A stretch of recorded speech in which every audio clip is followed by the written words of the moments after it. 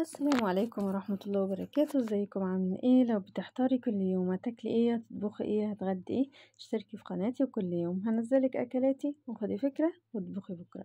والنهاردة هنعمل مع بعض احلى اكلة سمك بالرز، طبعا البني بتاع المطاعم، رز السمك ان شاء الله.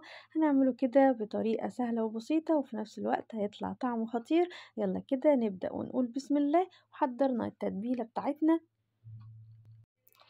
نزلنا بمعلقة كده كبيرة من الثوم المفروم ومعاهم ملح وفلفل اسود وكزبرة ناشفة وفلفلاية كده فرمتها وحطيتها في قلب السمك.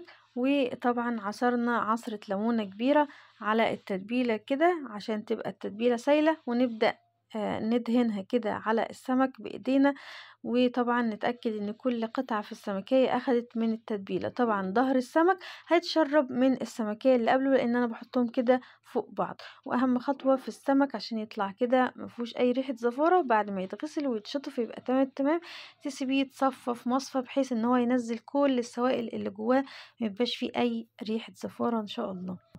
حضرت الدقيق بتاعنا طبعا ومعاهم كده حوالي معلقتين كبار من النشا بحيث ان هو يدي قرمشة للسمكة بتاعتي. انا بحب احطه كده على كيس بحيث ان هو ما نبهدلش الدنيا وفي نفس الوقت ما نهدرش من الدقيق. ونلم الكيس كده ونحطه في الباسكت على طول. هنبدأ نقليه طبعا ونحضر معانا هنا بصلاية كبيرة فرمناها وطبعا حبة من الزيت محترمين وقلبناهم كده وشوحناهم لحد ما يطلع لك اللون الذهبي الجميل ده، وتنزلي عليهم بالرز والتوابل. طبعا نزلت بالمعلقة بتاعة الثوم اللي اتبقت من السمك على الرز وشوحتها كده، وهننزل بالتوابل كلها، ملح وفلفل اسود وكزبرة ناشفة وكمون. وطبعا نفس التوابل اللي احنا حطيناها في قلب السمك هنحطها مع الرز ونشوحهم، وهنزود عليهم يدوب معلقة كبيرة كده من الكركم عشان تعزز لك لون الرز ويطلع لك لونه زاهي كده وخطير. هنبدأ نشوحهم كده. واخر حاجة مكعب المرق، وننزل عليهم بالمية السخنة. اهم حاجة المية سخنة والرز سخن عشان ما يعجنش معاكي.